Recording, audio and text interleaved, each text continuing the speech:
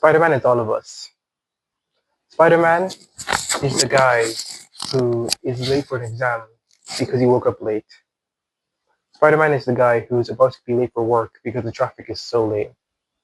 But Spider-Man is also the guy who needs to save the world and save the kid who's about to get run over on the car, or needs to save the city from Dr. Octopus. Spider-Man is an amalgamation of all of us. I read this documentary this one time by Stan Lee. He said that the reason he put Spider-Man in a full-length costume is so he could have no race or ethnicity or anything. Literally, the only thing that's putting Spider-Man in the box is his gender, Spider-Man. Other than that, he can be anything. He could be black, he could be Asian, he could be any age, any. Spider-Man is meant to be universal. Spider-Man is meant to be timeless. No matter what year you're in, no matter how old you are, you're always going to have hardships. And that's what Spider-Man is. He's literally born off of hardships. I'm not going to explain the Spider-Man storyline because we all know, Uncle Ben dies. With great power comes great responsibility. We all know. The point is, he was born off of hardship, loss, sadness. Three things that unfortunately are always going to be in our lives. They always are.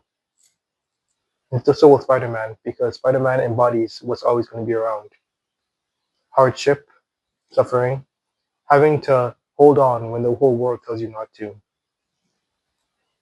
If I were to describe Spider-Man in one word, it'd be resilience. Spider-Man is the perfect image of resilience. When Peter Parker loses his girlfriend, he never gives up. When Spider-Man loses a battle to Dr. Octopus, he never gives up. When Peter Parker goes on a date, but it means Spider-Man can't save the city. Or when Spider-Man saves the city, but it means Peter Parker failed his algebra test, he never gives up. That's part of why I love Spider-Man. It's a constant reminder that we're never alone. Everyone's going through hardships. No matter if you feel like you're constantly going through a tough time and nobody can relate to you, Spider-Man can relate to you because he's always going through a tough time. And that's why I'm really looking forward to this fourth Spider-Man film coming this July 30th, 2026. Because what we've seen from the trailer, Spider-Man is definitely going to go through a hard time, which means he's going to be one of us once again. He's going to be the guy who's going through a tough time, can't get to school on time, can't get to work on time, is failing, feels like he's failing in everything, but pushes on anyway because he knows it's worth it. That's what I feel like Spider-Man means to me, to us, and why his longevity has lasted these past 60 years.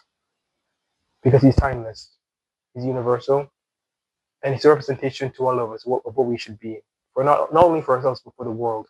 Spider-Man doesn't just exist for himself; he exists for everybody. He exists for the little girl who's lost her way walking home from school. He exists for the guy who's getting robbed. He exists for the people of the city who are currently getting attacked by the Green Goblin.